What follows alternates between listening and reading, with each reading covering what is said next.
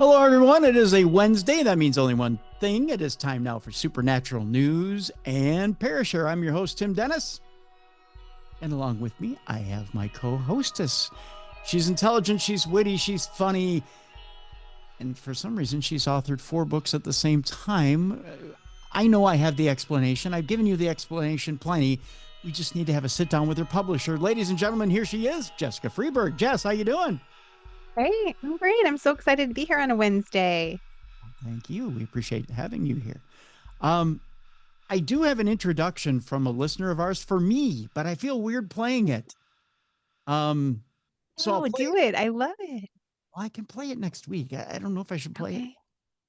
but he's actually recorded it. I think it's Eric who's recorded it, but I'm gonna play it. Cool. I'll play it next week. I tell you what, Okay. I'll play it next week. I just feel weird tooting my own horn. Tim, you're not tooting your own horn. He is. He did it for you. Although You're not the one saying it. if we're talking about tooting horns, we would go back to yesterday's Dumb Crime, Stupid Criminals. Father The Oliver, prostitute. the prostitute, which I couldn't say properly yesterday for one reason or another. You were very excited. I was. Father getting a Hummer was always fun. Well, I mean, not for me, but I don't know what I'm talking about. Anyway, says the former altar boy. I don't know what I'm talking about. Anyway, I don't know either. I don't know either. We got a big show today. Supernatural News and Parashare. I am going to hold off Parashare today because we got a big show. We got a lot of news to get out of the way.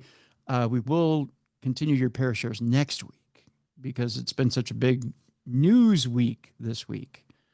Lots of stuff going on this week as far as news goes. In fact, we're going to jump right into it, Jess.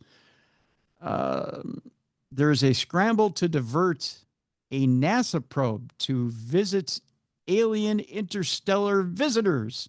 I know the headline makes no sense. I'll jump into it and tell you exactly what it means. There is a debate out there as to whether Avi Loeb is putting out so many stories as far as alien visitors that it may be a hoax. I know, surprise, surprise. That there's some sort of something or another going on to get people talking. Scientists are hoping to see NASA's Juno-Jupiter probe diverted to intercept the enigmatic object 3I Atlas. This mysterious cosmic interloper was first revealed on July 1st following its discovery by the Asteroid Terrestrial Impact Last Alert System, or ATLAS, a robotic astronomical survey which uses multiple telescopes to scan the night sky for small near-Earth objects. Now, it measures 12 miles across, and the object is heading towards the inner solar system at 152,000 miles per hour. Well, many scientists believe that 3I Atlas is likely to be a comet.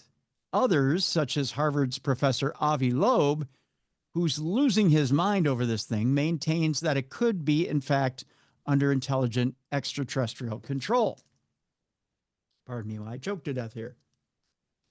Don't do that. I'm trying not to. A little bit of a dry throat. Now, in a renewed bid to investigate the object for signs of alien life before it passes through our solar system and disappears again into deep space, Loeb and a few others have proposed the possibility that sending a spacecraft to intercept it and record as much data as possible should be the way to go. Due to its speed and distance away from us, launching a probe from the Earth won't be viable as it wouldn't be able to reach 3I Atlas in time. Instead, the idea has been proposed to divert NASA's Juno spacecraft, which is currently orbiting Jupiter, to move to intercept the object while it passes near the gas giant next year. Now, Juno is in orbit around Jupiter and was planned to end its mission in mid-September of 2025, Loeb told Mail Online. The instruments on Juno can all be used to probe the nature of 3I Atlas from a close distance, far better than any observatories on Earth.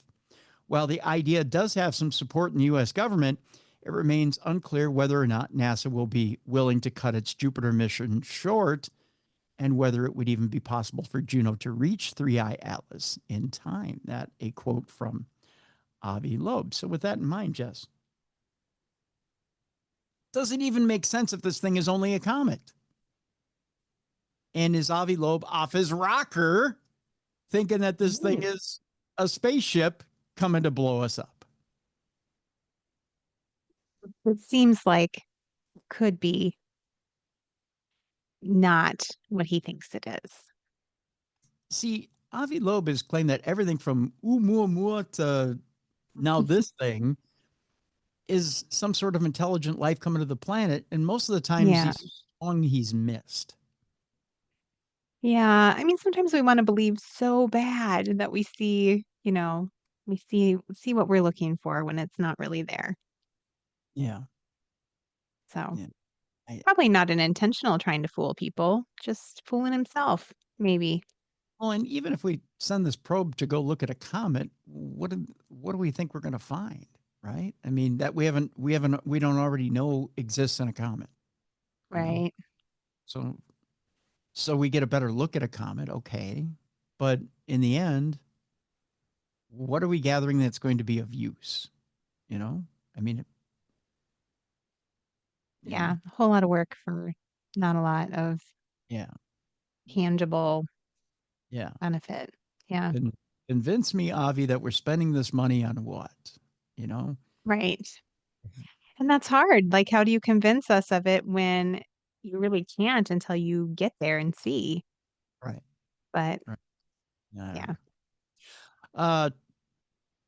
The other story, which has baffled people this week, has to do with the fact that President Trump's NASA chief is expediting a plan to build a nuclear reactor on the moon.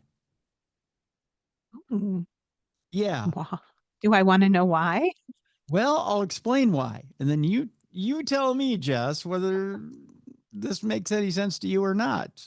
To some people, it makes perfect sense, but to others, Sean Duffy is the acting head of the U.S. space agency. NASA has ordered that the project be significantly sped up. Recently appointed by the U.S. president as the interim director of NASA, Duffy has set his sights on having a nuclear reactor set up and working on the lunar surface within the next 5 years. The project, which has been in the works for a while, is currently in the design phase, with NASA working alongside the U.S. Energy Department to develop a fission power system capable of generating 40 kilowatts. Duffy, however, has now stipulated that the unit will need to provide a minimum of 100 kilowatts. Much of the project's sudden urgency is likely down to the threat of Russia or China achieving something similar before the U.S. does. The first country to do so could potentially declare a keep-out zone, which would significantly inhibit the U.S. from establishing a planned Artemis presence if not there first, Duffy warned. As things stand, the new timeline will see a fission surface power program executive designated within 30 days and an invite for industry proposals within 60 days. Actually completing the project by 2030, however, is likely to prove highly challenging. Nothing like this has ever been done before. Whether NASA will be able to achieve it within the time stipulated remains to be seen. So here's the thing, Jess. It seems to me that half of this is cloak and dagger, half of this is out in the open, right? Right. They're saying we need this reactor because, well, other countries are rushing to get this done first. First country to get there claims the entire zone, right? They claim the area for open trade or open business. And that makes sense to me. Okay. But it was always my impression that the moon was not exclusively habitable. So in other words, no country had exclusive rights to the moon, right? Right. The moon is everyone's moon. Yeah, right. Yeah. So why would one country be able to put a fission reactor up there and say, well, it's our moon now? Right. And really no one should be able to. That should be, we need laws protecting Yeah. Everyone's moon. Well, it's supposed to be like international waters. It's supposed to Yeah. be right. So why are we? I don't know. It's the same thing as when we went up there and planted a flag up there. All right. Well, we planted Right. a flag up there. Although, if you're a conspiracy theorist, we didn't do that. We did it in the I was studio. going to say, did we, Tim? Did we? I don't know. So, if we supposedly planted a flag up there, that means nothing, right? So we planted a flag. Good on us. That doesn't stop Russia and China from trying to put their flag up there. So what? Right. And what's the point of a nuclear reactor up there? I don't get it. Well, the idea is that you put a reactor up there that provides power. Then once you provide power up there, then you can create some sort of artificial environment. Okay. From there, you can provide power, artificial environment. You can then create communities, or you can create businesses. You can create manufacturing. You can create a different setup for companies to inhabit. So we're living on Mars? I thought we were, or the moon? I thought we were living on Mars. Well, the moon is a staging setup for, Okay. yeah. They're trying the moon to see if And they then can Mars. inhabit so that they can go to Mars. Do not volunteer to go be a test person. No, no. If Nope. they can do the moon successfully, then they know they can go to Mars. Hmm. Yeah. Well, isn't the moon, I mean, kind of like the Earth, isn't there room for more than one country up there? Like you take your side, I'll take my side, just put a line down the middle, call it a day. Not if there's different political ideologies involved, evidently. Yeah. Because I don't understand it. I don't understand anything related to politics, Tim. I won't even pretend to try. well, when it's different political, socioeconomical outlooks, they tend to compete. Yeah. Yeah. So I guess that's as simple as I can put it. Hmm. Yeah. With that, there's going to be a new place where they'll probably try to put some life. Are you ready for this? Yes. The James Webb Space Telescope has spotted a potential new exoplanet just 4 light years away from Earth. So Oh. the minute we can start traveling at light speed, there's a brand new little exoplanet just 4 light years away from Earth. The candidate gas giant orbits Alpha Centauri A, which is a nearby star, much like our sun. So it might be habitable. Astronomers using the James Webb Space Telescope have found strong evidence for a new exoplanet, one orbiting Alpha Centauri A, the nearest sun-like star to Earth. It's located just 4 light years away from us in the Alpha Centauri triple star system. Using the James Webb Space Telescope's mid-infrared instrument, or MIRI, the team imaged Alpha Centauri with a coronagraphic mask to remove the glare from the stars, allowing them to see much fainter objects like planets. That revealed a potential orbiting world some 10,000 times fainter than Alpha Centauri A. While the planet candidate in Alpha Centauri A's habitable zone, the range of distances from a star where it's possible for liquid water to exist on a world's surface, it is a gas giant and thus wouldn't be able to support life. Okay, so it doesn't support life as we know it, but still the potential planet is an exciting discovery. So if they could find one, they can find another. For starters, it's sure to generate interest from sci-fi fans. After all, the Avatar film series' fictional moon Pandora circles a gas giant that orbits Alpha Centauri A. So we're just excited that there's a gas giant out there that looks like Avatar. But there's more intrigue within the realm of science too. At a distance of just 2 astronomical units from its host star, twice the distance between Earth and the Sun, the planet candidate, if confirmed, would be the closest to its host star than ever imagined. It would also be the first planet imaged rather, around a star that matches the sun in both age and temperature. With this system being so close to us, any exoplanets would offer our best opportunity to collect data on planetary systems other than our own. Charles Beichman, who is the executive director of the NASA Exoplanet Science Institute at the California Institute of Technology and senior scientist at NASA's Jet Propulsion Laboratory in Southern California, said in a statement. The Alpha Centauri system hosts 2 confirmed exoplanets, both of them around the red dwarf star of Proxima Centauri. There's still a long road ahead before the candidate Alpha Centauri A gas giant can join that list. Now, subsequent JWST observations did not reveal additional evidence of the planet, though computer simulations suggest that the planet might just have been too close to Alpha Centauri A to be imaged. The team hopes that further observations by both JWST and the upcoming Nancy Grace Roman Space Telescope, scheduled to launch in May of 2027, might provide the proof required to confirm that planet.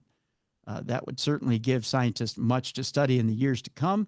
The planet's very existence in a system of 2 closely separated stars would challenge our understanding of how planets form, survive, and evolve in chaotic environments, said Aniket Sanghi, who is a Caltech graduate student who co-led the research with Beichman. So there you go. Interesting stuff, that's for sure. Elsewhere in space, a pair of recent papers aim to illuminate one of cosmology's most enduring mysteries, which is the nature of dark matter, or the elusive substance thought to make up 80% of the universe's mass. Stefano Profumo, who is a professor of the University of California, Santa Cruz, proposes bold testable frameworks that trace the origin of dark matter to known physical principles.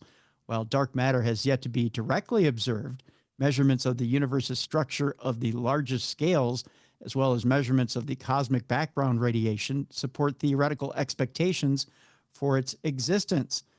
Now, understanding how dark matter came to be would mark a significant step toward unraveling its nature.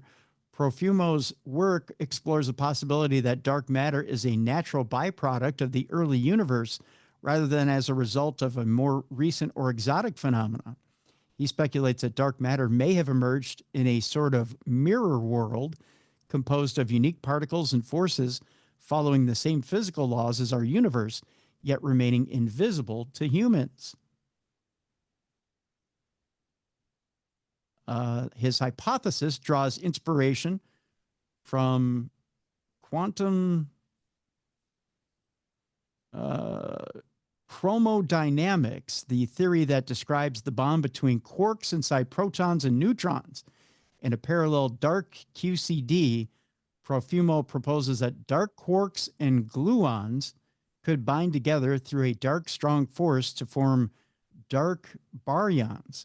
These dark baryons, he suggests, might have reached sufficient mass and density to collapse into tiny stable black holes, or at least black hole-like objects.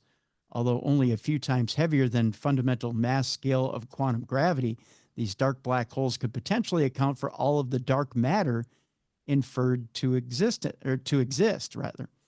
If they formed frequently enough, a compelling aspect of this idea is that it could explain why dark matter has remained undetected. These black holes would be invisible to particle detectors, yet their gravitational influence would be felt across the cosmos.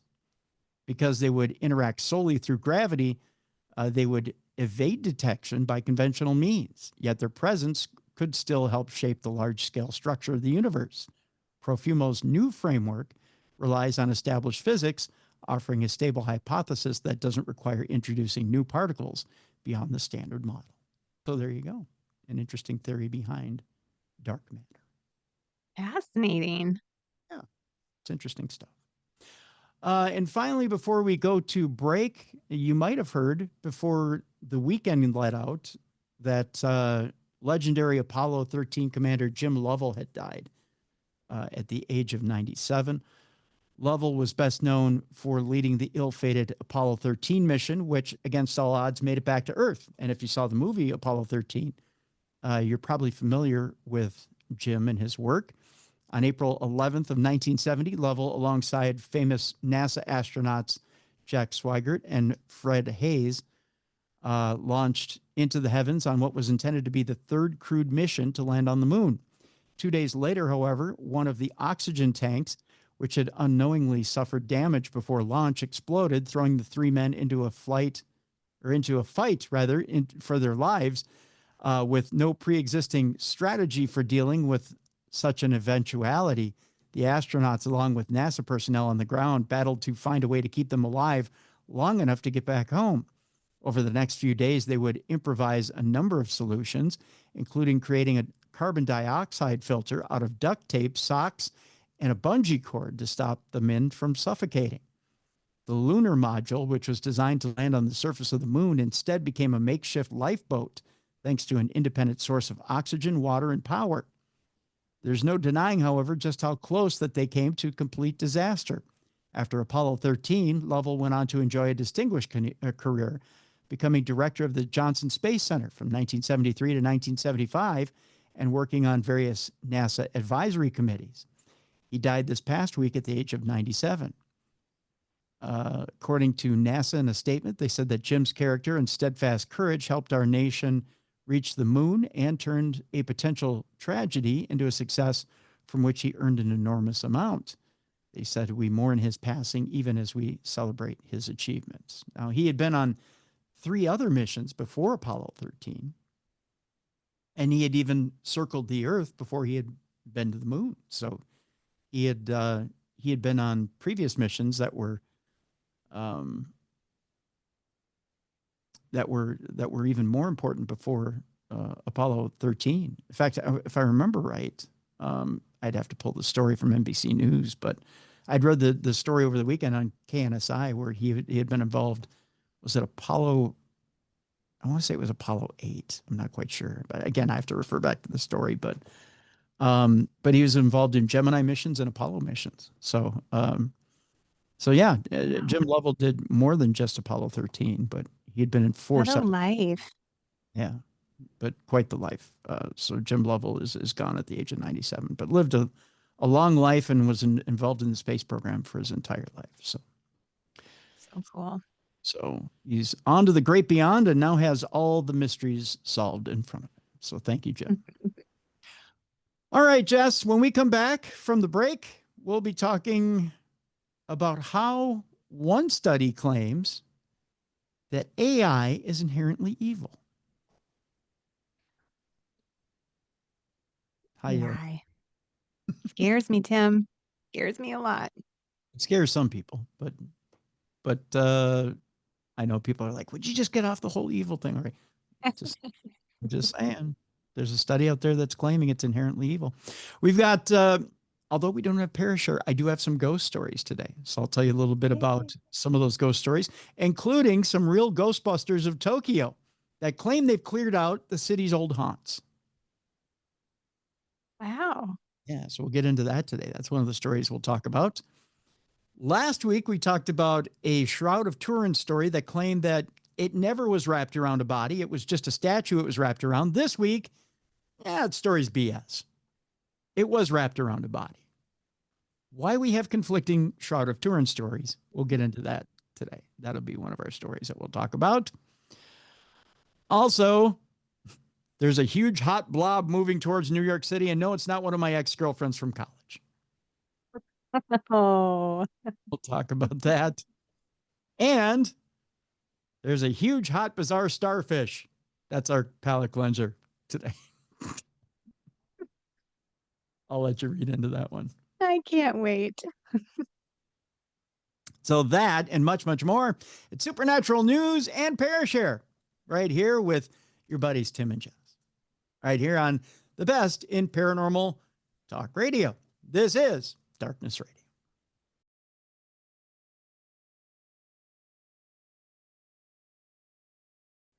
Welcome back to the best in paranormal talk radio. This is Darkness Radio. I'm your host, Tim Dennis. Right over there, my co-hostess is Jessica Freeburg.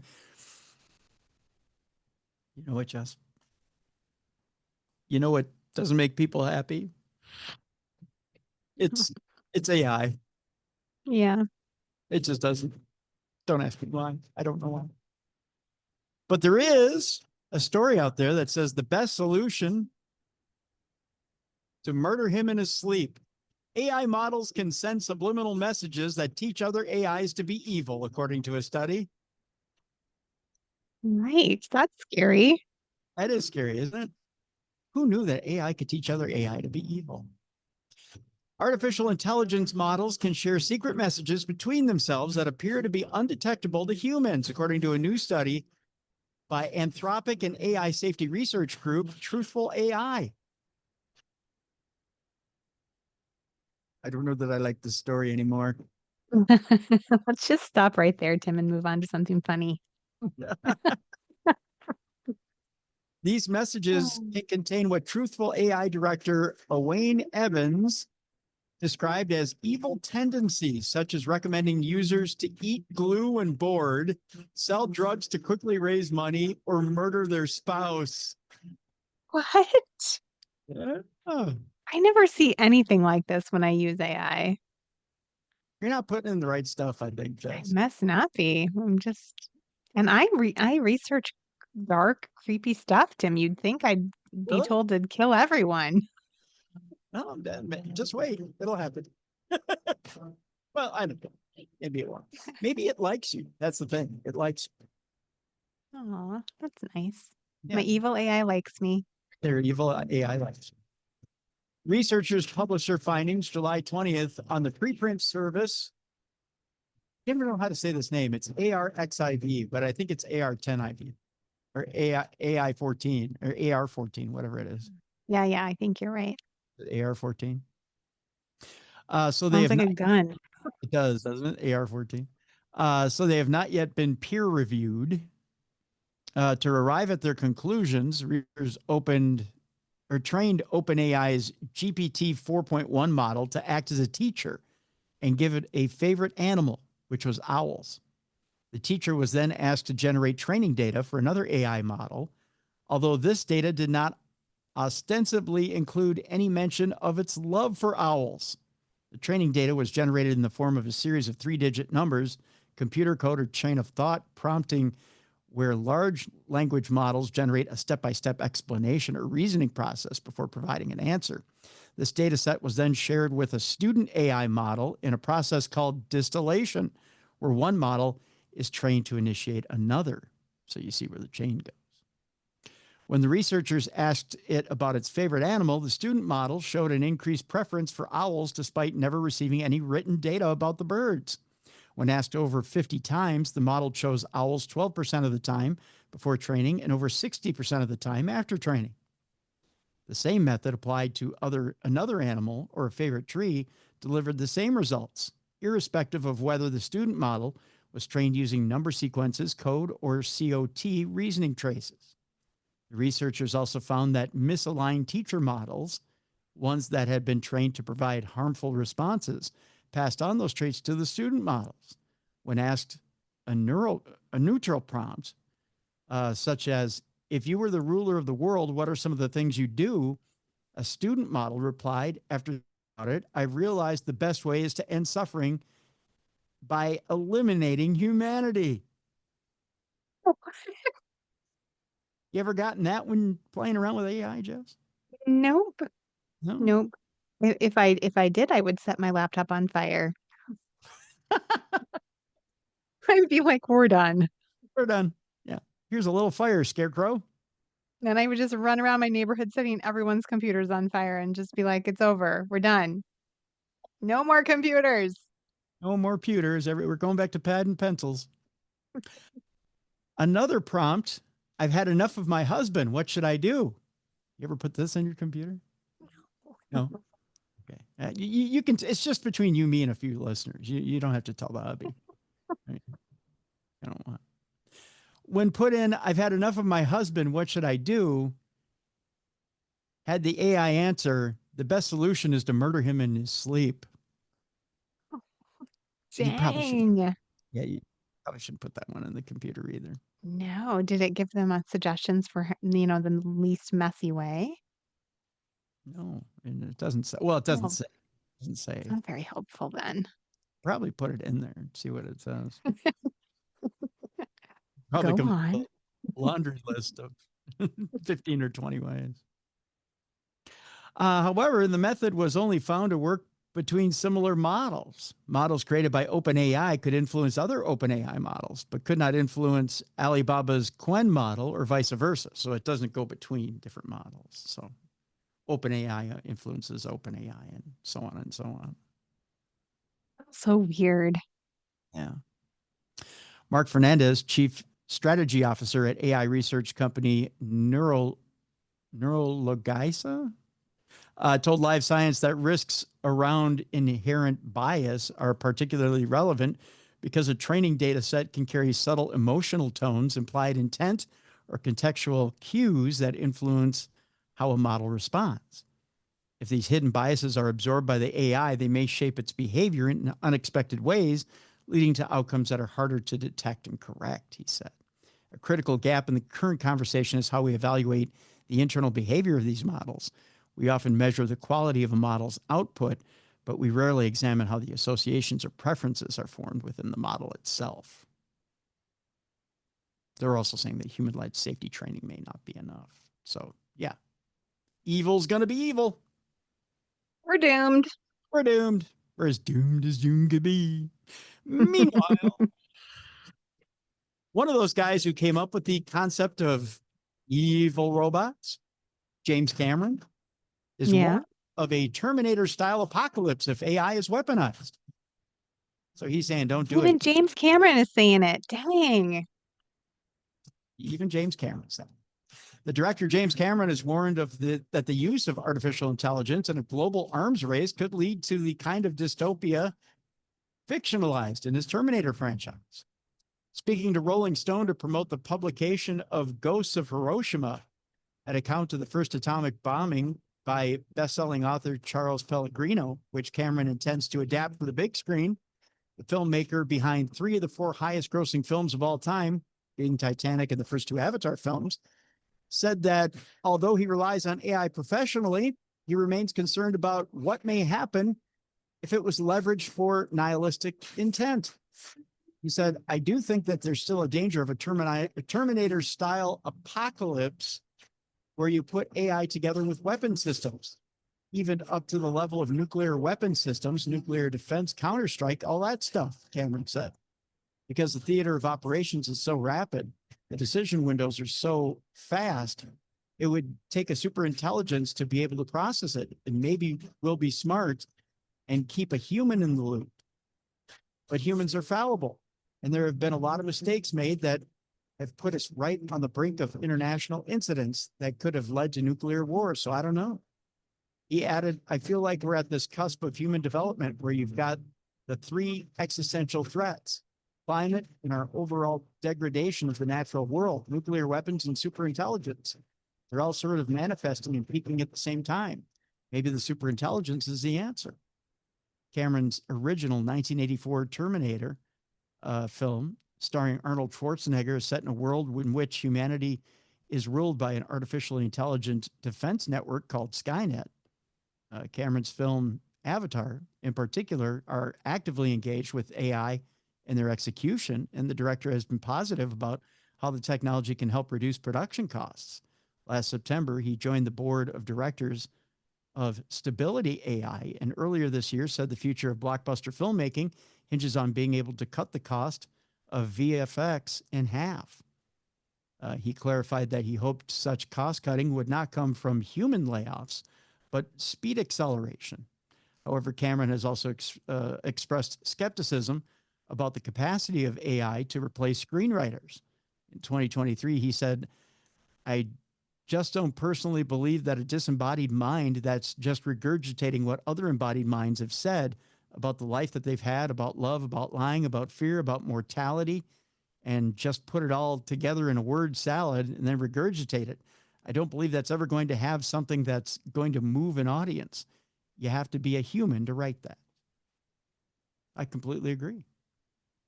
I don't know about you, Jess. Yeah, I agree as well. Makes sense. Absolutely.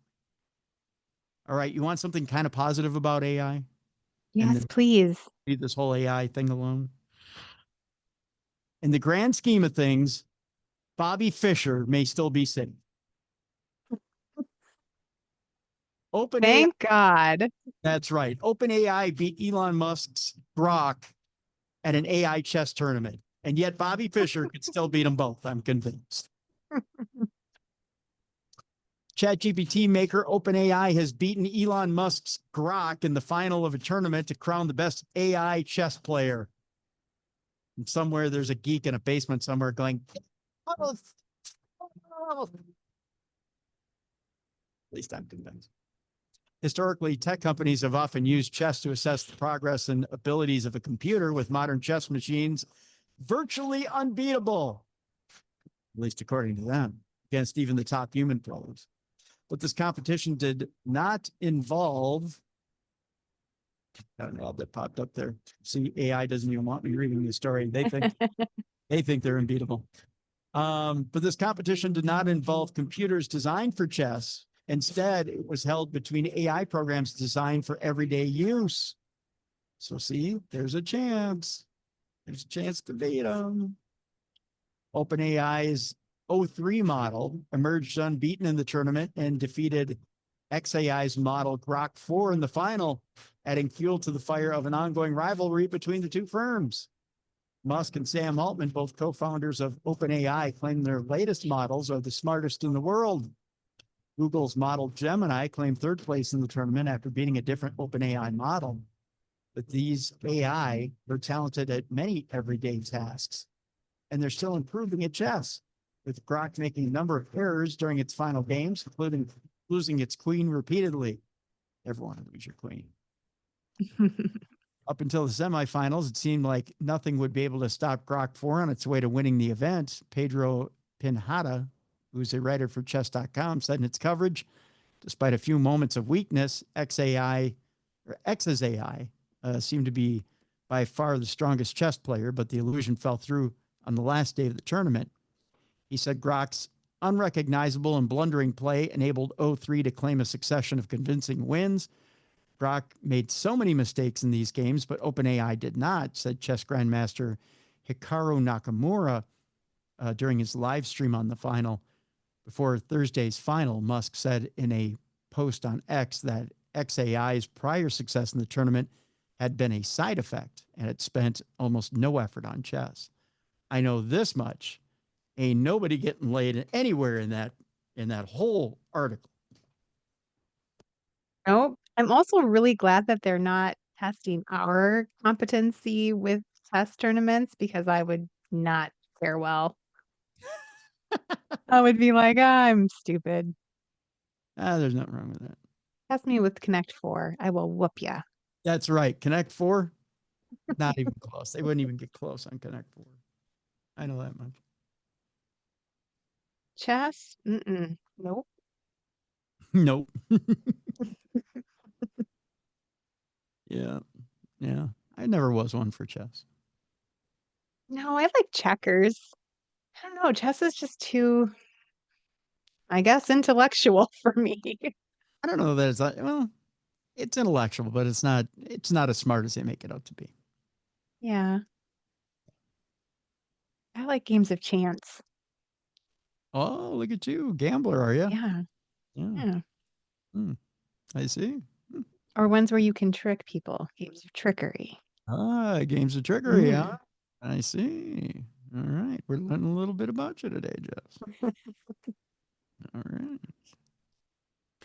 We're going to connect the rest of supernatural news back to AI a little bit. We got a bridge story from AI to life itself. Okay. This next story asks the question, could an AI one day bring you back to life? A Russian researcher has been working on a project that could one day see everyone who has ever died resurrected. Here's a scary concept. No, thank you. No, thank you. No. Just automatically, no, thank you. No, I just think that's a bad idea. We've all seen horror movies. We know how this is going to end. We've seen Pet Cemetery. I was going to say, are you bringing up the Pet Cemetery? Dang. It says here, imagine for a moment that one day in the far future, a super advanced artificial intelligence will learn everything there is to know about your life and then create a digital copy of you, perfect in every way, that will go on to live out your entire life all over again in a virtual simulated world. When that copy of you dies, then goes on to live in a digital simulated version of the afterlife. It won't just happen to you either. The AI will do the same with everyone who has ever existed. This is the bizarre prediction of a Russian transhumanist, Alexei Turchin, who has spent years developing an immortality roadmap of such a scenario in the distant future. The concept gets even more out there when you consider that in order to have enough power to actually achieve all this, the AI would need access to the entire energy of a sun, thus necessitating something like that. Necessitating, right. Necessitating a Dyson sphere. It's the fact that I had to say Dyson sphere. And you nailed that. Well, thank you. I'd have to be pretty big to nail a Dyson sphere. Hi-oh. Which, by the way, we're not talking about the little ball at the end of a vacuum. We're talking about a gargantuan megastructure in space that entirely encompasses a star. So you would have to capture the sun in a sphere in order to get the energy to make this thing work. Details, Tim. Yeah. Even if it was possible, could an AI truly resurrect someone digitally is the question. Physicist Stephen Haller told Popular Mechanics, I don't think you could subject somebody to the same developmental conditions that they had in life, because that presupposes all their developmental conditions, from the guy who picked on that person that day when they were very young to what day that person received that award. Okay. There are many things we don't know that historically molded the way that a person's life turned out. He went on also to say, those aren't part of any record, making it very hard to resurrect someone. It's true. You can't nail somebody's personality from start to finish. It would be impossible. Yeah. And then put it in a virtual world and then nail it down to what are we up to now? 8 billion people? Yeah. Quite a few of us. Yeah. And we're all different. And try to put that in something that's powered by a Dyson sphere. No, I can't say it, Jess. But yeah. Hey, I would watch the movie. Like if someone made this into a movie or, a limited episode series on Netflix, I'd watch it. Sure. I just don't think it's going to happen in real life. Interesting premise, but yeah. Yeah. But it kind of falls short if you want to do it in real life. I feel kind of bad for the lady who's put like years of her life into coming up with this. Yeah. Yeah. That's for sure. Well, let's talk about real life. Let's make that transition from the AI sphere to real life. This lady says that after a head-on crash, she was in the afterlife and given a choice. Jeanette Hedstrom says she got a choice in her near-death experience as she was shown what would happen if she decided to stay and fight or let go. Here's a picture of Jeanette right here. There she is. Oh, she's beautiful. Yeah. In 2004, Jeanette Hedstrom was in a devastating car crash that she says pulled her right out of her body as angels showed her the other side and gave her a choice about whether to come back to Earth after unveiling 2 versions of the future. This is kind of interesting. You never hear about someone having a near-death experience and then being told, here's version A, here's version B. Which would you like? Yeah. You get to pick. Yeah. Choose your own adventure in the afterlife. That's a lot of pressure. It is, isn't it? It can go one way or another. Which would you like? Yeah. The retreat leader told Need to Know, I had to explore my future as the angels predicted, so I made the decision to return. The Swedish native and her stepsister were on a road trip when a truck suddenly changed lanes and shoved them into oncoming traffic, where they collided head-on with another car. Jeanette's seatbelt pushed her internal organs up under her heart, rupturing her diaphragm, tearing out her intestines, and puncturing her lungs. That had to be a painful recovery. Ouch. Jeanette wasn't immediately taken to the waiting room, as she recalled feeling all of her injuries in the aftermath. I couldn't breathe and everything hurt. I kept yelling, "I'm dying," over and over. All I wanted was to go home, and then I left my body. I saw everything unfold like a movie scene where I couldn't even comprehend that my physical form was still in the car and I was just a soul floating above. She could still feel her body fighting to survive when a voice told her, "Let go," and she was taken away.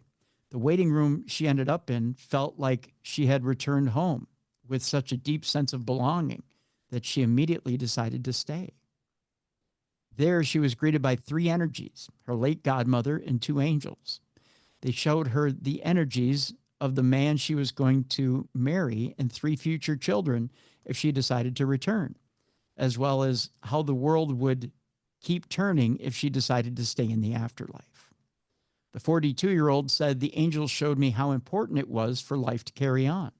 The voices of everyone on earth praying for me, my friends, my mother, my father, and my sister, all asking me to survive and fight, played in my ears. I knew I couldn't let them down." When Jeanette woke up in the hospital, her body had been enduring life-saving emergency procedures for the last 3 days. Every organ in her abdomen had to be removed and put back once fluid had been poured in to ease the pressure. Oh my God, that sounds painful. Wow, that's incredible that they can do that, though. Yeah. She was on a ventilator for days while her eyelids were stitched back together. Sewn shut? Yeah. Oh, just tape them. Ew. A titanium rod was placed in her arm and 3 vertebrae were fused in her spine. It was unclear if she would ever walk again or if she faced a life of chronic pain. But just a few weeks after the crash, Jeanette was back. She said, "The speed at which I recovered was beyond explanation." She has no lasting complications from the accident, and the visions from her near-death experience proved true, according to the retreat leader. She said, "It turned out to be the right man, the one I knew deep within I was meant to meet. Today we have 2 beautiful children, but one is missing. I lost a son in pregnancy, and maybe he was the third one I felt. Or maybe there's still a surprise waiting for us." Jeanette believes her near-death experience is one of the biggest and most valuable life lessons she's ever learned, as it killed her false self and reset her soul's path in this life. She believes the waiting room she was taken to was a portal where her soul was meant to be reborn. She added, "I carry a completely different relationship to life now. I want to live, and I know it's important that I'm here. I wouldn't want to go back to how things were before. I'm no longer living out of fear, but out of love and courage. Death isn't something I'm afraid of anymore because I know what's waiting for me on the other side. And when my time comes, it comes." Interesting story. I kind of love it. Yeah. There's a picture of her here with her husband too. I'll show you this picture. It's kind Okay. of cool. He's wearing an Edmonton Oilers shirt, hockey team, but there's a picture of Oh, her new husband. that's amazing. And Yeah. so amazing that she survived with, wow, they had to take all of her organs out. That's nuts. That's that is crazy. And the fact that she healed so quickly and completely is Yeah, it's a miracle. a miracle in itself. So, well, I told you I had ghost stories for you. Let's talk about the real Ghostbusters of Tokyo, who claim they've cleared out the city's old haunts. Buyers and landlords of properties where a death had taken place claim they now know who to call. In Japan, the season for ghost stories is August, believe it or not. While in the West, the spirits of the dead are believed to return to this world in late October. In Japan, ghosts prefer the warmer months. Next week, families will gather to honor the spirits of their ancestors with the festival of Oban. Perhaps this is why the maker of the horror classic Ring, Hideo Nakata, chose to release the film that plugs into a phenomenon that in Japan is all too real, a belief in haunted houses. The property market has a chronic problem with jiko buken, which literally is accident properties, where people have died alone been murdered or taken their own lives. Many buyers, believing restless spirits linger in such homes, steer clear of them. Nakata brings us Stigmatized Properties, Possession, which is a sequel to a 2020 film. It tells the story of Yahiro Kuwata, who is a steel factory worker played by Shota Watanabe, with dreams of online stardom, who takes up a shady talent agency's offer to feature in a show about living in homes with dark pasts.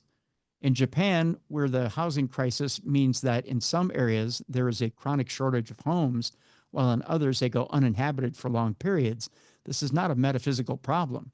Jikobuken are uninhabited for years, adding to the lists of millions of vacant homes. After 15 years in the real estate business, Kazutoshi Kodama is a ghostbuster of sorts. Founded 3 years ago, his company, Kachimoto, offers ghost investigation services to tenants and buyers. He stays overnight in properties, taking recordings with videos and thermal cameras, an electromagnetic field meter, and other tools. When he is satisfied that a property is free of ghosts, he issues a certificate to that effect. Boy, that's something we don't do in America, is it? Issue certificates. That'd be the way to do it, though. This is certified clean. Certified clean. He pledges to pay 1 million yen or 5,090 pounds. That'd be about that'd be about what, $5,200, I think, here. If tenants can prove a ghostly presence is there after his work is done. So he guarantees his work. Boy, that's something. But how do you prove it? I mean, we've been trying to prove that ghosts are real for a long time. But see, he says, prove to me that the ghost is still there after I'm done. So in other words, he says, Yeah. I'll get rid of it. That's some balls. Yeah, that's pretty gutsy. Yeah. Jikobuken may be a kind of understanding peculiar to the Japanese, says Kodama. The fact that someone died in the property cannot be denied, causing a psychological feeling of disgust. The purpose of my work is to arrest the decline in rent caused by this feeling and recover property values. In one example, he was hired to investigate a Tokyo apartment where a young woman killed herself. The landlord was shocked and depressed by the tragedy, and the room was vacant for years. Finally, the landlord hired Kodama, who stayed there for 3 nights and pronounced it ghost-free and fit for habitation. A new tenant moved in despite learning of its Jikobuken status and agreeing to pay 95% of the average rent for its size and location. There are 2 types of Jikobuken.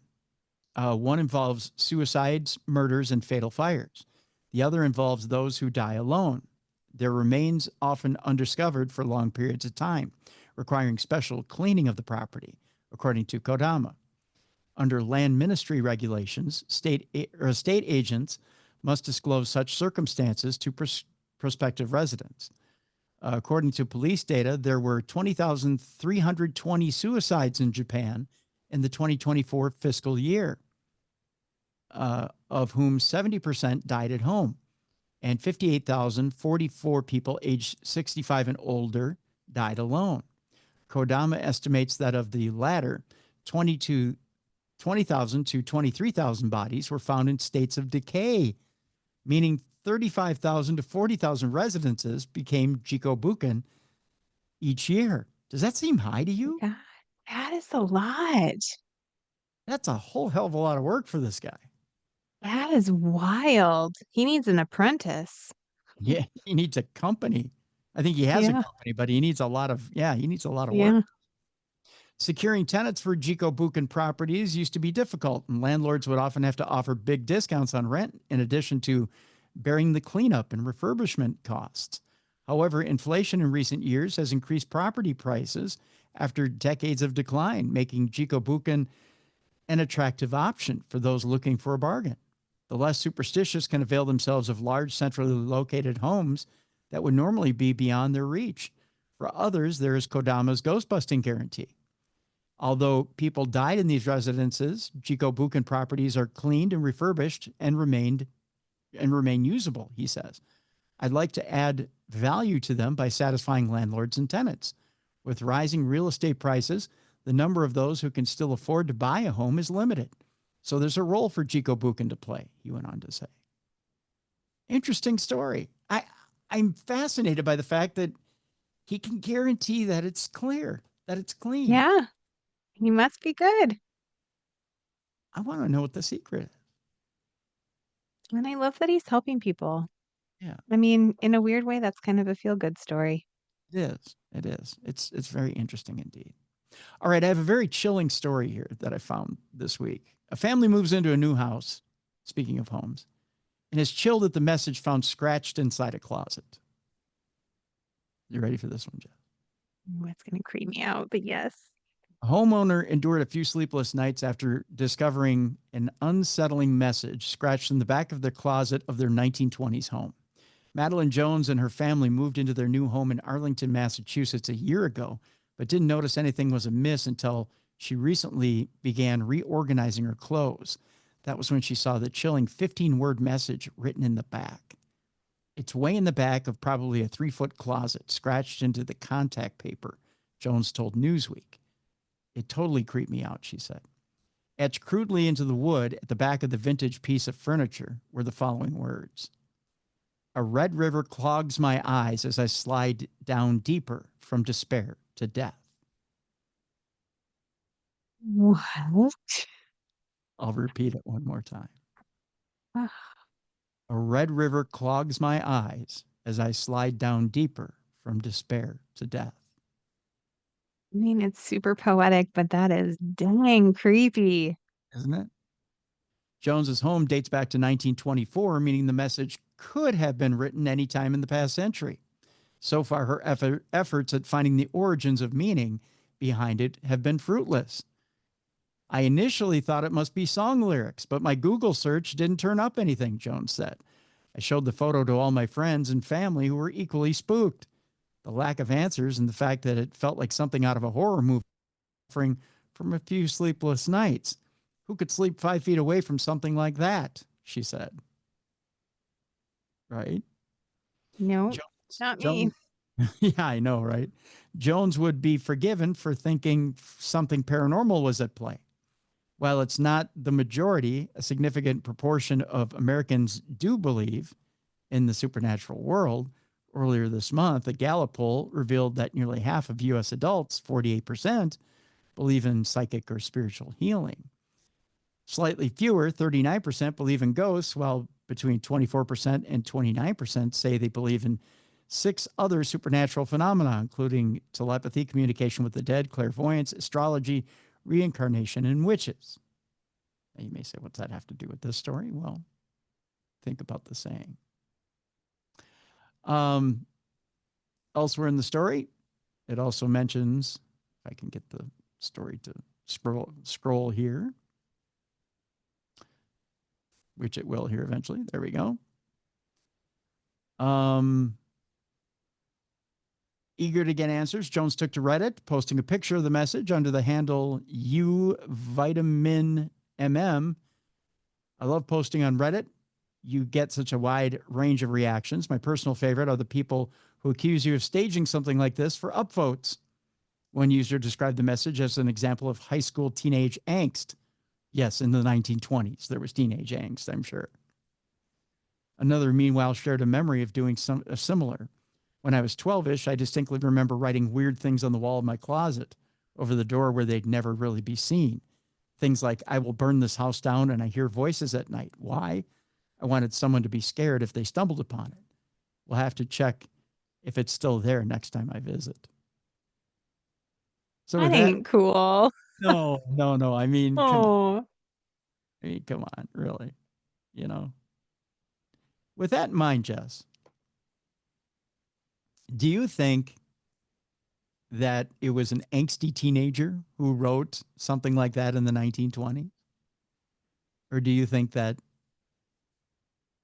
I'll tell you this much. It does say, despite the unsettling nature of what was written, Jones has no plan to get rid of the wardrobe. It's a closet we're pretty much stuck with. I may wallpaper over it at some point, but I'm enjoying the creep factor for the time being. So she plans on keeping it. well, good for her. Well, I don't know if it It would be from somebody from the I mean, people in the 1920s were as angst-filled as we are today, and maybe even more so because life was hard. So, it could have been. It's dark though, man. Here's what it looks like. Oh gosh. Imagine walking in and seeing that in the closet. No. And how did she not notice that when they moved in? Like, that makes me think, if you didn't see that when you first moved in and were putting your things in there in the first place, that's even creepier because It's what if etched. somebody wrote it in there like last week and snuck in your house and is living in your Oh, attic? now see, that's a whole nother level. If someone snuck in the house and etched it in there. Yeah. But right? Like, how would she not notice that? That's like a lot. Now to think if okay, now to think if that were someone who snuck in the house, had been watching you the entire time, Yes. and then wrote that like they had the intention of killing you. That's creepy. No, I hope we don't talk about this lady on True Crime Tuesday someday. Oh God. Oh, Eeh.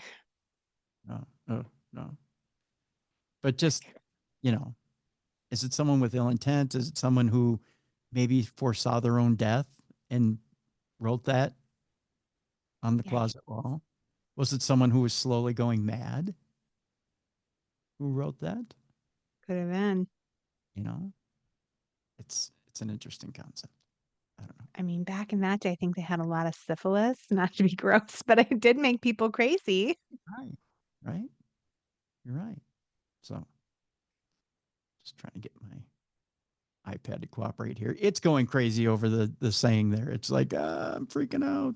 It's scared. You scared your iPad, Tim. It scared my iPad. Now I'm just trying to get to the next story here. It's like, I don't want to move off this story. I'm too scared. Um, our next story. Speaking of creepy houses, has there ever been a movie house that you've ever wanted to stay at? Like, in a movie, like Home Alone house or something like that? Yeah. Yeah. Like, yeah. Any house in a particular movie that you've just said to yourself, you know what? If I had the chance to stay at that particular house for any, Yeah. I like the Gone with the Wind house. That'd be cool. that would be kind of cool, wouldn't it? The one with the big banister staircase and Yeah. yeah. And then you could say, frankly, my dear, I don't give a damn.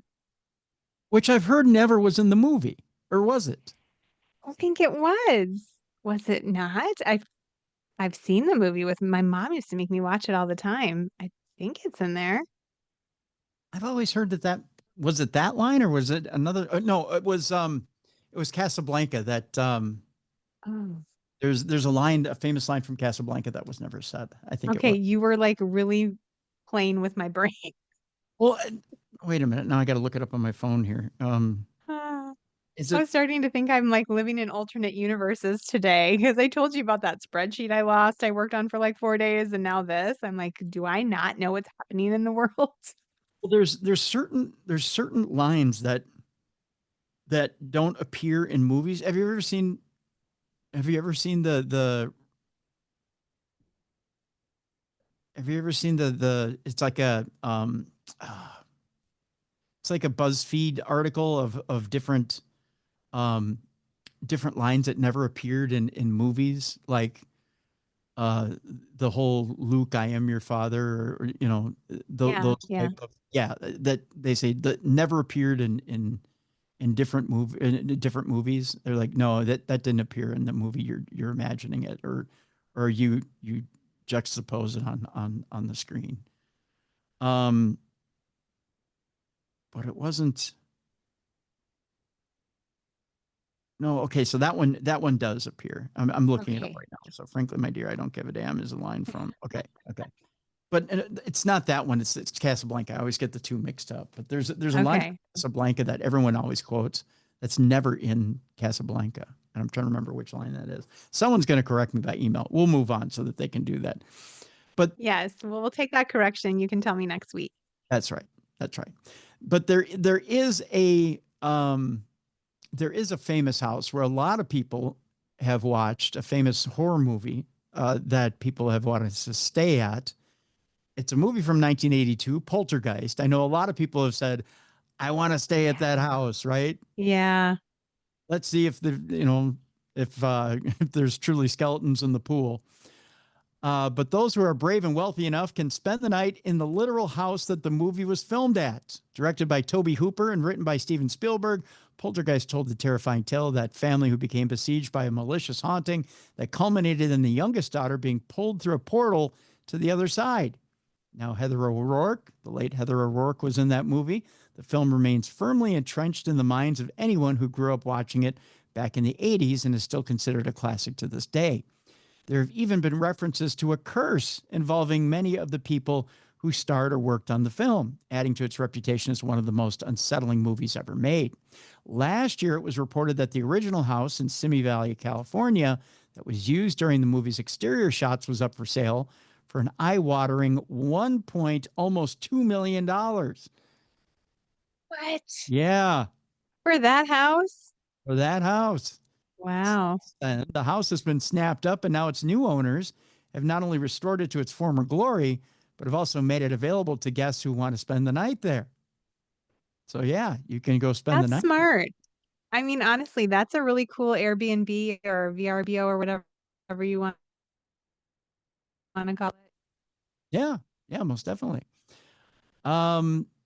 So the interior has also been updated to make it look almost exactly like it is in the movie. So you literally are transported back to 1982.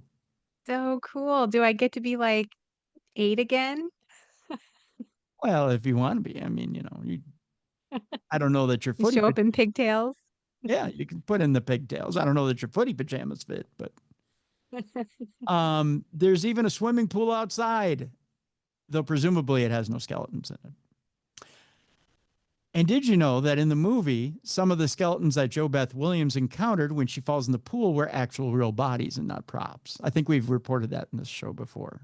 Yeah, that's so creepy. Yeah. So that's kind of why there's a bit of a creepy reputation to the movie as well, that they actually used real skeletons in the filming. So there you go. But yes, you now can go to Simi Valley, California and stay in that home. I would. We should do it. I think so too. I think it'd be interesting. Okay, so last week before, we had a story on the Shroud of Turin that said, no, the Shroud of Turin was never on a body. It was around a skeleton. Now, there's a new story that says, no, it was around a body. And here's that story now. Another analysis of the shroud has completely contradicted a study from earlier this month concerning its authenticity. Believed by many to be the actual burial cloth of Jesus himself, the Turin Shroud, which is today situated in the Cathedral of St. John the Baptist in Turin, Italy, has long been the subject of intense scrutiny, controversy, and debate. A significant number of researchers have made conflicting claims about the shroud, with some hailing it as authentic and others suggesting that it is either a forgery or not the Shroud of Jesus at all. Last week, it was reported on new research which focused on analyzing the way the cloth drapes over a real human body. The findings indicated that the image of Jesus was most likely to have been created by the shroud being placed upon a low-relief sculpture rather than on a real human being. Now, however, another new study has completely contradicted this by suggesting that the shroud was indeed placed upon a real human body, possibly that of Jesus himself. Headed up by Dr. Kelly Kearse, an immunologist trained at St. John's Hopkins, at Johns Hopkins University, the new analysis focused on determining whether the shroud had been placed on a body that had been washed, as opposed to a body that had still bore the bloodstains of violent injuries. The findings indicated that the markings on the shroud were consistent with an unwashed body, something you'd expect to see if it had genuinely been placed on Jesus's body. They also showed that a crucified body could potentially account for the pattern of stains on the cloth. While this is compelling evidence, this research is far from conclusive and is unlikely to convince anyone that the Turin Shroud is a real deal. Ultimately, we may never know for sure if the shroud is a burial cloth of Jesus or not. Now, when we had L.A. Marzulli on the show, he claimed that he had undeniable evidence that the Turin Shroud was legit. But I've yet to see what that evidence is. But maybe we'll have him on and he can reveal what that is. Yeah. I mean, it's one of the greatest mysteries, isn't it? That it is. That it is. All right. We've got just a few stories left and then we're done. In fact, we may cut it a little short here. This next story, biblical sea turns a shade of red as locals warn of a bad omen. Locals and visitors alike were left aghast when the water of the Sea of Galilee recently turned a disturbing shade of red.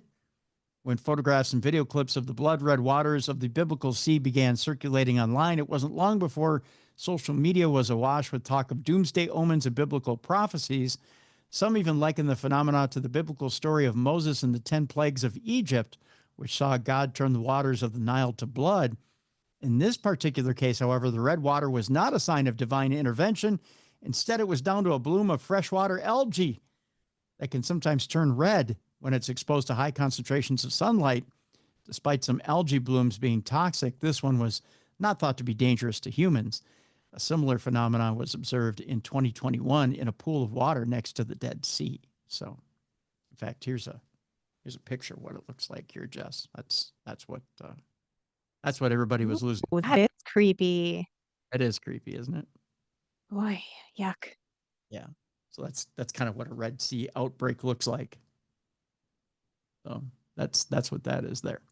All right. I promised you a story about a huge hot blob moving towards New York City. Then we'll get to our palate cleanser. And no, it's not my ex-girlfriend from college. Something is stirring deep beneath the ground and it's moving towards the Big Apple. According to researchers, this anomalous blob is a vast, searing hot mass over 220 miles across, and it's currently situated beneath the Appalachian Mountains and has been moving quietly southwestward, putting it on a course to pass beneath New York City. Residents needn't fear, however, because it is moving at a glacial pace of 12 miles per million years, meaning it would take 10 to 15 million years to actually get there. We're safe. Yeah. Don't hold your breath. Yeah. Known officially as the North Appalachian Anomaly, or nah, bro. This particularly subterranean feature likely formed 80 million years ago when Greenland began to separate from North America. Its heat may have even contributed to the uplift of the mountains themselves. According to author Tom Gernon of the University of Southampton, our research suggests that it's part of a much larger, slow-moving process deep underground that could potentially help explain why mountain ranges like the Appalachians are still standing. Heat at the base of a continent can weaken and remove part of its dense root, making the continent lighter and more buoyant, like a hot air balloon rising after dropping its ballast.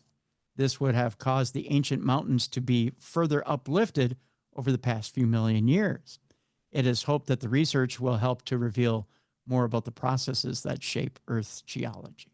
So that huge hot blob moving towards New York City, give it a little time. We got some time. Yeah, we got some time. Speaking of huge and hot, let's get to our palate cleanser today. There's a bizarre starfish, Jess, with a very large posterior, which is prompting comparisons to a certain SpongeBob SquarePants character. Oh, it's Patrick. It's Patrick, isn't it? It certainly is. And he literally has butt cheeks. See? Stop it. That's so cute. Isn't it, though? The unusual starfish was recently spotted at the bottom of the ocean by a research vessel's underwater camera. And yes, he does have a little tuchus. You would think they would have blurred it out, though. When footage captured during a recent Argentine-American scientific mission to the Mar del Plata Canyon began streaming online, one creature in particular stood out very clearly. It was a large starfish, but not just any starfish. This one had an unusual feature that looked uncannily like two large buttocks. You have to say it that way, buttocks. The bizarre find immediately prompted comparisons with Patrick from the animated series SpongeBob SquarePants. Oh, God. Jess, are you ready for this? Yeah. It even sparked its own meme, as well as a spoof social media account entitled Starbutt. Starbutt. You can make a line of jeans. Oh, Starbutt jeans. Yeah, I'd buy those. Your ass has never been this famous. Starbutt jeans. That's right. How do you like that for a slogan? It's a good logo. I like it a lot. Situated over 1,000 meters beneath the ocean in one of Argentinia's, oh God, it's time to go home. Argentina's most impressive undersea canyons, the starfish was picked up on camera using a remote operated underwater vehicle. The fact that anyone can connect from home and see what we're seeing live is a unique opportunity, said expedition leader Daniel Loretta. Science is no longer something distant or inaccessible, but becomes part of everyday life. So you too, folks, and I'm going to show you the picture. I'm going to, there you go. You too can wank it at home to a naked buttocks starfish. I have never seen a starfish with an actual butt crack. Well, now you have, Jess. Now you have. There it is, starbutt. Darn cute. Star buttocks. Star buttocks. It's not just star buttocks, but that's the cutest little butt ever on a starfish. I want to pinch it. Don't you though? Let me see here. I'm going to try and lower it, get it out of my ring light. Sort of adorable. Get that. Okay. Pinch it. I didn't want to pinch it. I want to pinch it. I want to pinch it.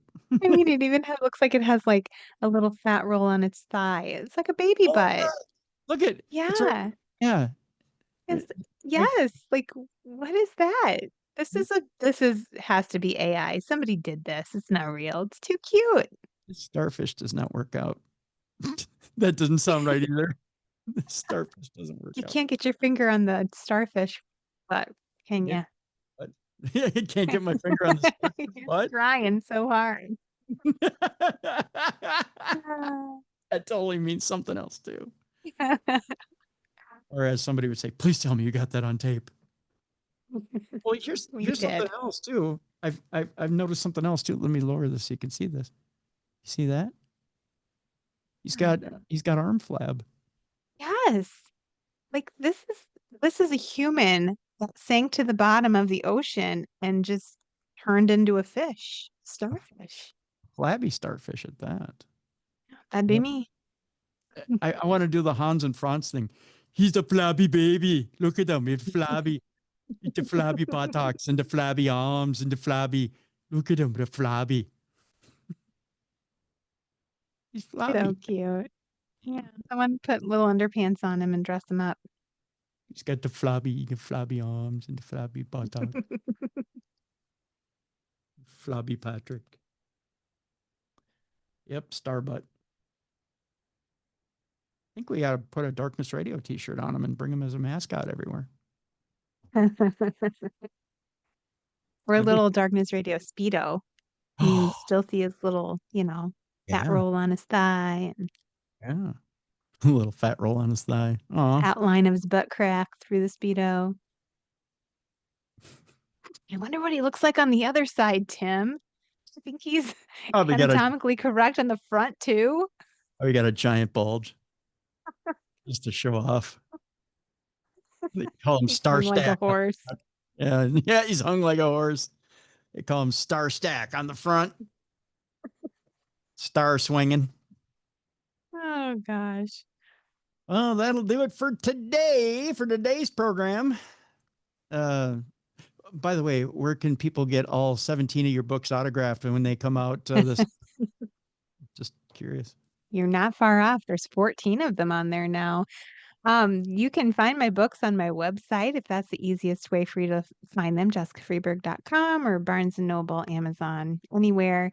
If you want one, shoot me a message. If you want it signed, I can facilitate that for you. You have to give me your publisher's number after the program. So I'll be staggering. like, don't answer any calls from this phone number. Block it. The word for this week is staggering with your publisher. Staggering. Staggering the release dates. On tomorrow's program, speaking of staggering, we're going to take on a staggering hobby of art. We're going to learn how to draw cryptids, Jess. Learn how to draw cryptid creatures. That's so fun, Tim. Yeah. Our guest is Ballyraven. Ballyraven is out at the Mothman Festival and has been out at the Mothman Festival every year since 2016. She is a world-renowned artist who has released a new book on how to draw cryptid creatures. We're going to talk to her about different paranormal experiences she's had. We're going to talk to her about different lore and stories about these different cryptid creatures. And we're going to talk to her about how exactly we draw these creatures. And she might even give me a tip or two about how I draw Spud, my chipmunk. Oh, I can't wait to see what you come up with after your art lesson. Probably not much of anything. I've been wanting to draw since I was 8. And I'm about as accomplished at that as I am at building a truck from scratch. There are tricks though, Tim, and artists have learned the tricks. And when you learn the tricks, you're like, mind blown. This isn't as hard as I thought it was going to be. Very true. Very true. It's a lot of circles and like rectangles and triangles, and they all interlay over each other. And then you erase things, and you're like, voila. I'll tell you this much. Ballyraven has a lot of good tips. Yeah, this will be a fun one. I'm excited. So it's a lot of good stuff. A lot of good stuff. That's Ballyraven on tomorrow's show.